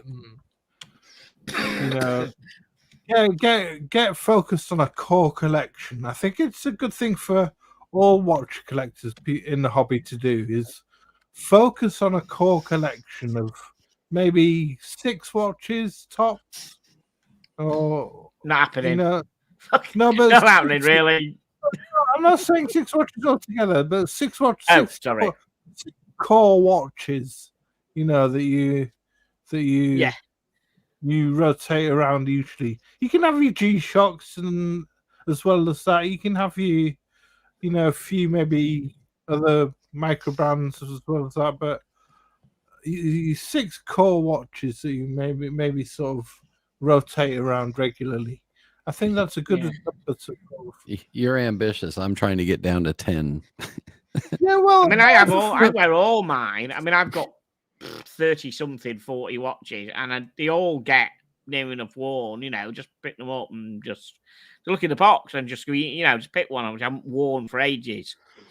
And sometimes I might even swap the strap, so it looks even different because I've changed the strap. Yeah, I just think there's issues like servicing and stuff like that. I mean, when you got 40 watches, they may not all be mechanical. A lot of them may be. If you haven't got servicing, you've got batteries. I've got at least now I can think of 3 in my collection at the moment which need new batteries. It's just a pain in the ass, just going out and getting them and doing the batteries.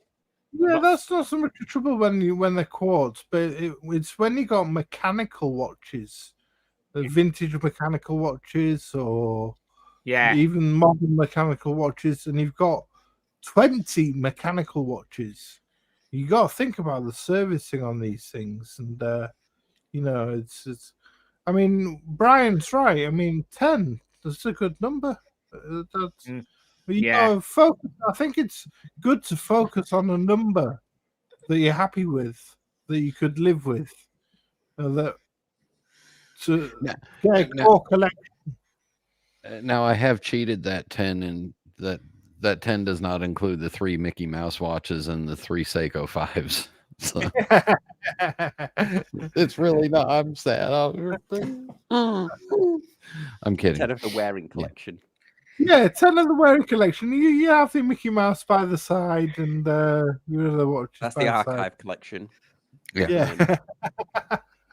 But, yeah. I don't know in the chat. What do you think in the chat? I mean, do you think what's a good number to have for watches? Is it when does it start to get out of hand, and when does it start to what's a reasonable collection size? What's a reasonable number? Yeah, because I suppose I mean it's true. I mean, yeah, when you probably get to 40, you probably just don't give them every bit of wrist time that you actually should, really, because you kind of forget about them. Probably 40 is a bit too much, really. Could probably do with trimming it down. Then everyone at least, if you get it down to, got it down to 28, 30, you could literally just once a month, each one gets worn, doesn't it? You know what I mean? Yeah. Now, see, I think it also it depends on what type of a collector you are. If you've got a very focused part of a collection like military watches, that's brilliant, and that's a collecting hobby that also includes watch timepieces in it. For me, the 3 Mickey Mouse watches that are all Swiss movement, Swiss made, characters' hands moves around, not just Mickey painted on the dial. There's a couple more that I'd like to add to it. They're not that expensive. They're in the couple $100 range, so it's not a budget breaker for me. And I don't care. I just I'll look at that box and I see them smiling at me, and I might wear one once every couple of months, and I'm happy with it, and then I put it back. But when I started looking at my watches at the real current edition Swiss stuff, and I realized, that's a $4,000 or $5,000 watch or a $10,000 watch that's just sitting there, and I really don't pick it up. What is wrong with me? Yeah. Get it out. Yeah. Going back to them military watches, I've got this one big beef at the moment, which I get all over on Facebook and various pages, where people won't wear a certain watch just because of its size. I mean, the way I look at it, I mean, because I like military watches and I like vintage military watches, it's 36 mil. That is what they wore. So I wear it because what it is, it's a 36 mil vintage military watch from World War II. And you get people who say, oh, God, it's not a men's watch, or blah, blah, it's only 36 mil, blah, blah, blah, blah. I just say to them, hang on a minute. I'm sure I'm sure the guy's man enough in World War II going out fighting for the country to wear one of these watches. It's what it is, isn't it? That all goes on the time scale of how fashions change. I mean, correct. That's exactly right. Yes, with a 30 mil, that's what men wore in the 40s. Yeah, I'd wear one of them straight away. Of course, I would. Yeah, but John, we lived through this in the early 2000s, didn't we? Because you remember that little Nokia phone that was like the size of a packet of chewing gum, and you thought you were the business if you had that little Nokia phone. Is that the one where you changed the fronts? Is that the one or it had like a thing. Yeah, we thought it was the smaller was better, wasn't it? It was like, oh, look at the size of that brick you've got. Now we can't wait to get like, oh God, yours is only iPhone 14 7-inch screen. Like, oh, you want a budget? Right. Now it's like, why aren't you getting the Pro Max? So it's definitely it's definitely what you get used to when you. That's right. I mean, when you get a reissue, what really bugs me is when someone does a reissue of their own vintage watch, and they don't make it true to size of what it was, and they make it bigger. It really annoys me. Why don't you just make it to what the size it was? Make it a proper size, proper. That's why I love that the Bulliver Moon watch, where they made it. It went from 40. They made it 45 mil, and they went it down to 43 and a half, the size that it was. And they did it properly. And I did buy the original one because all you could buy.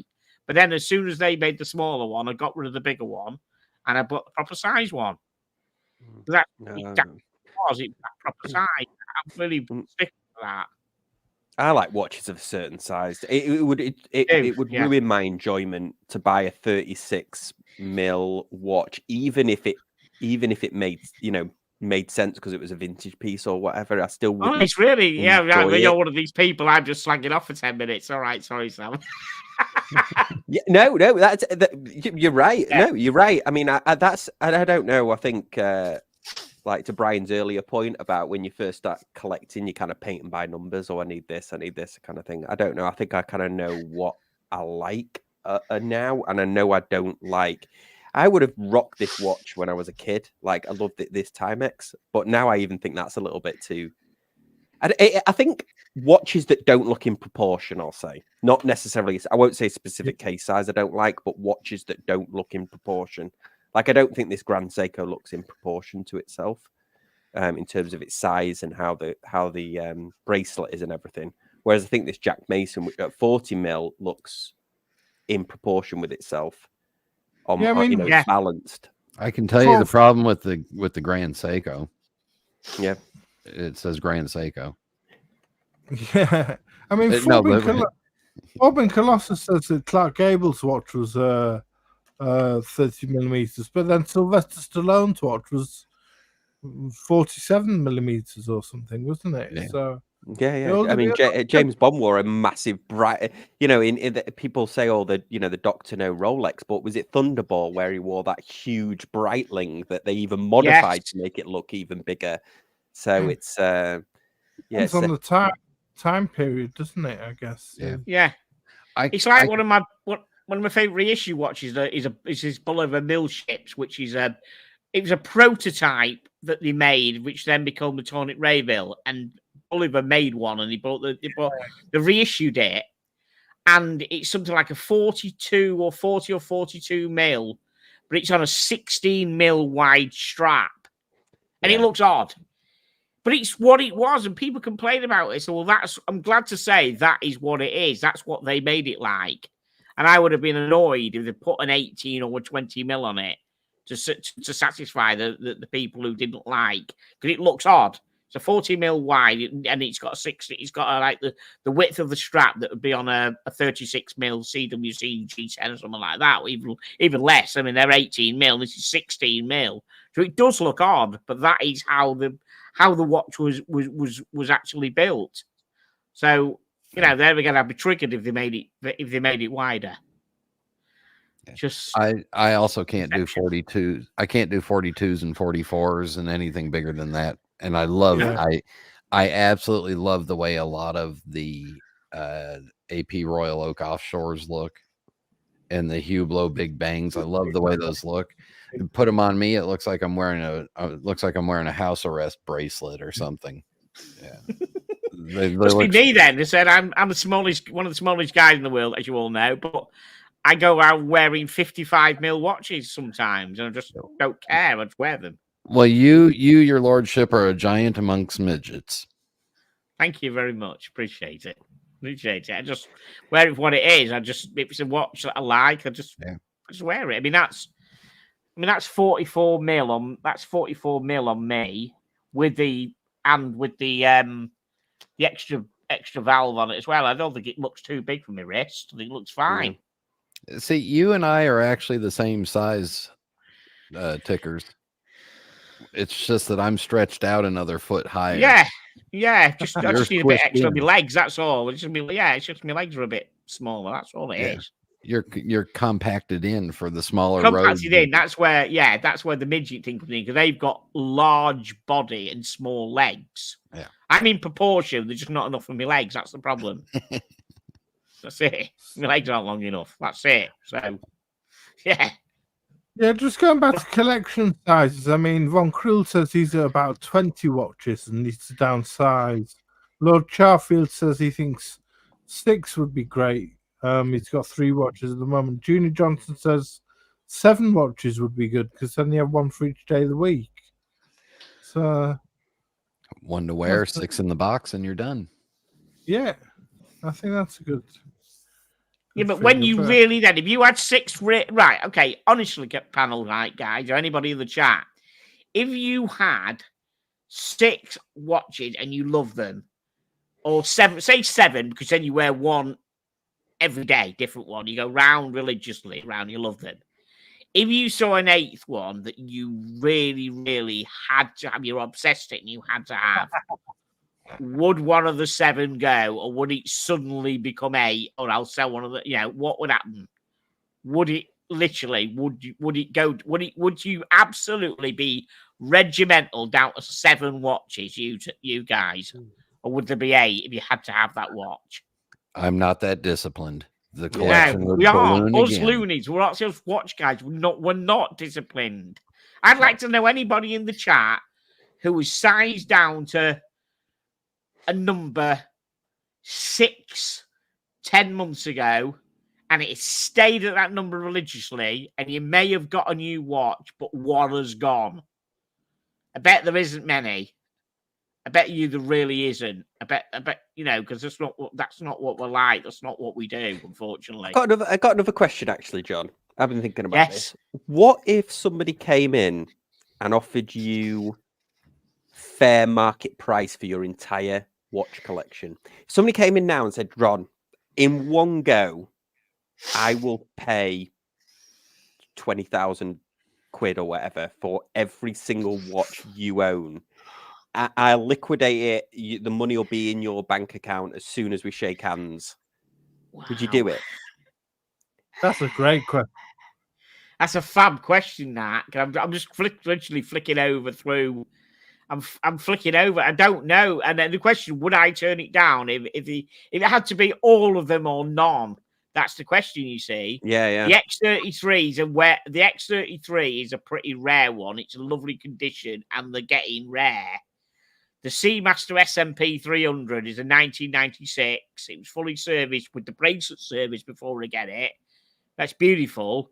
And they're getting rare as well, even though I found out that they actually swapped out the bezel when they did a service on it before I got it. And they never gave the old bezel back.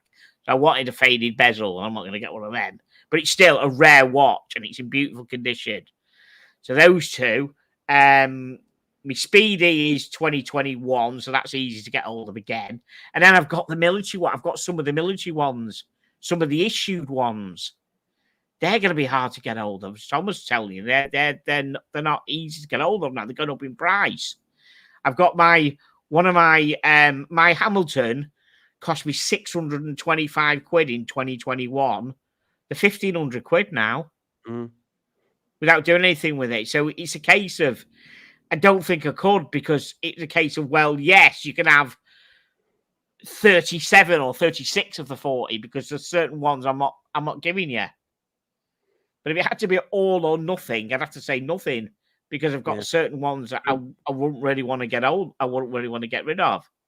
And so really have to, because if I scratch around and try and get an X33 Gen 2 again, I'm probably not going to be able to get one in that condition at that price easily. From the UK, a lot of them are from Japan, which could be a nightmare getting them over here from Japan. So you wouldn't see it as like a brilliant question, a release or like a way of a fresh start, because that's part of the problem, isn't it? Is actually liquidating, isn't it? Half the time is actually getting, the posting it out and negotiating and taking the hit on eBay or PayPal or I'm gonna have to say it's so much easier now with over here in England. Anyhow, with the postal service, you can go online. The postie will come round with a label, and he will pick it up and he will send it for you, which is really good. Which you didn't have a few years ago. So I literally, when I was selling watches 5 years ago, I had to get in the car, get off my fat backside, get in the car and take it to the post office. Now I can't be asked doing that. So now you just get the postman to do it, come and pick it up, which is easier. That's a great question. So over to you, Sam. What about you? If someone offered you, I think you could. I think you'd easy. I don't think you've got anything really precious in your collection. Yeah, there's only 3 watches. There's only 3 watches that in my collection that I couldn't part with. And my granddad's both. My granddad's Timex, my other granddad's Casio LCD watch, and then my father-in-law's CWC watch, which I gave him. He wasn't in the military, but so those 3 watches I could never part with. Like morally, I wouldn't be able to live myself. But everything else, I think, would be, if somebody just came in and said, "Okay, well, you keep those three of your, the sentimental ones.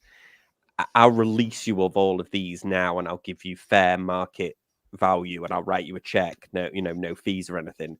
I think I would consider it. I think I would consider it. Interesting. Wow.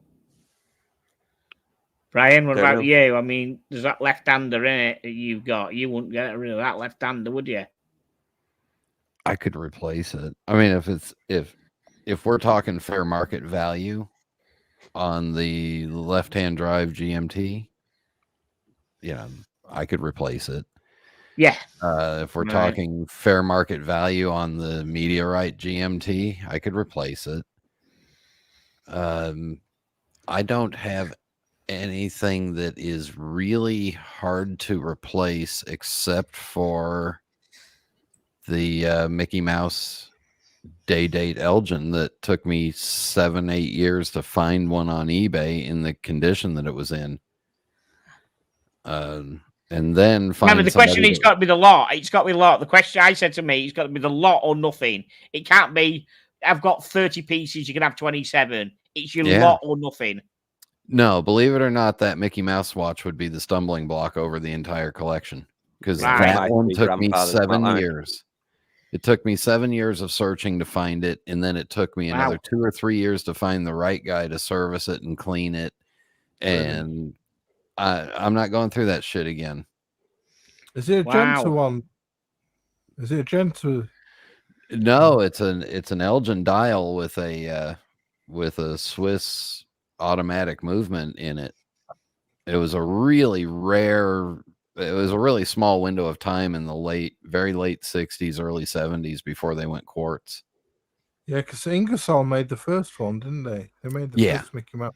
Yeah, 1931 or 32, 33, something around there. And they've reissued that gentle one, haven't they, recently, last couple of years?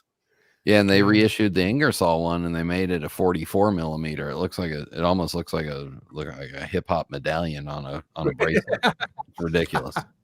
Yeah, big old open heart. Yeah, no, Thomas, I'm thinking if you're going.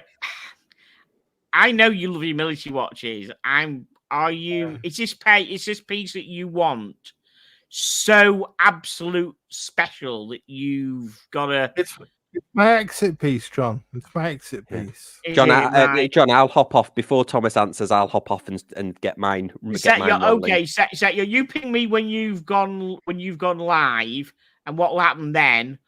As soon as my stream ends properly, everyone should go over to you. Okay. Yeah, head over to Casual Watch Reviews, everyone. So for casual. Yeah, my apologies for everyone who's joined. Yeah, we're carrying on Sam's, which is Casual Watch Reviews. But if you stay in the chat, I've set a redirect up that will automatically send everybody over to Sam's. Does that, Thomas? Does that send the panel over as well? Does that send us all over? No, it only sends the viewers over. Yeah, so I'll send you the link in the chat. You'll send us a link in the private. Yes. Yeah. Thank you. All right then. Yeah. Put in the private chat. Oh, he's gone. So you said that. Yeah, right, Thomas. So you said that it's your exit, right? I say because. Yeah, it's going to be my exit consolidation of the collection and my exit piece, and it's going to be my exit dress watch, my step up to the dress watch genre. I don't have a dress watch. I have lots of sports watches, military watches, so it's going to be my step up to the dress watch genre, and also my exit piece. So it's going to be out of those military pieces. Which one is your favourite military piece out of them all? Is it your Fat Hand Amiga? What do you say? It's either the Fat Arrow or the Pakistan Air Force one. I thought it was one of them. Is there any way that you can get away with keeping one of those two and get rid of everything else, plus maybe the pocket watches? To keep one of those two. No, you didn't give me that choice. He doesn't get that choice either. Yeah, but this is like, he's not been offered 20 grand for his bit. This is where he's swapping it to get his exit piece. Slightly different. Oh, okay. I'd like to keep the Fat Arrow. I'd like to keep the Fat Arrow one. Because I know I could get more for the Pakistan Air Force one. Right, got you. Before we go, I've got Matt H, a close friend of the show, wants to see the craze. I've not got the camera set up. I didn't know how many. The reason I didn't set the camera up, I didn't know how many people were I invited a load of people. Thought might have turned up. So there we go. I didn't set the So let's just see the boys. Ronnie, come here. Let's just if you want to see the craze a minute. Here we go. Yeah, come on, Ronnie. Come on. There's Ronnie Woo Woo. Here we are, boy. Old Milk's saying that I shouldn't exit from the hobby. Yeah. There you go. There's Tom Tom. There's Thomas. There's Thomas. He's grunting because you woke him up. Making his chainsaw sound. There we are. Hello, boy. There we go. And now let's put him down. Let's go to little blonde boy. Come on, little blonde boy. Little blonde boy. There we are. Okay, let's turn him around. Oh, let's turn him around. Don't like turning around one way. There we are. A little nibble on the nose. Now, this little fella's been ill in the night. Uh-oh. He was about 1:30 this morning. He was chundering up. He had about 3 little chunders on. Well, big chunders, but he's all right. He's sorted out. Oh, you're all right, aren't you, boy? Don't know what you'd eaten. You've been in that garden eating stuff, haven't you? Yes, but he's all right. I've looked after him, and he might have gotten a bad lick of his brother's bum. Well, actually, it was without being too vulgar. It was something connected with that. Yeah. Okay. What next. came out of it, yeah, because he tends to eat it, unfortunately. So yeah, he does. I know. Yeah, I know. Recycling center. Yeah, saves me on poo bags, don't you, boy? Don't you, boy? Hey, there you go. So, Mr. Matt H, wanted to see you. There you go. Good little boy. Yes. Sorry for waiting. You weren't fully woken up. You were still there. Just keeping an eye on stuff. You go down and see your bro. Good boy. Yeah. I say, yeah, I would. Yes, one of the military pieces. Which is the rarest out of those two? Can you get?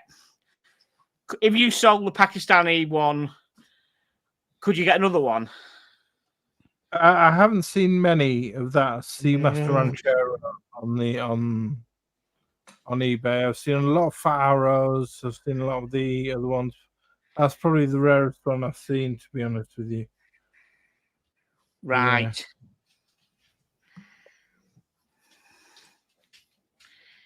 Got you. Right, Brian, I'm just chucking you the StreamYard link in your... Thomas, have you got the StreamYard link? Yes. You've got it. You don't need it. Right, I'll just make sure Brian's got it then. I was going to pass it on to you if you didn't have it. You've got it for Sam. That's good. I'll give it to Brian separately as well, so we're good. Uh-oh. Excellent. I like when you give it to me privately. Absolutely. Yes, happens a lot. Brilliant. Listen, guys, thank you everybody so much. Thank you, Thomas. Thank you, Sam, on the other show. He's probably just got it in the background. Thank you, Brian, for making this a wonderful show. And please, everybody, stay on. I said, Thomas Burnett, super chat. Oh, I'm asleep at the hold on. Oh, there's the button.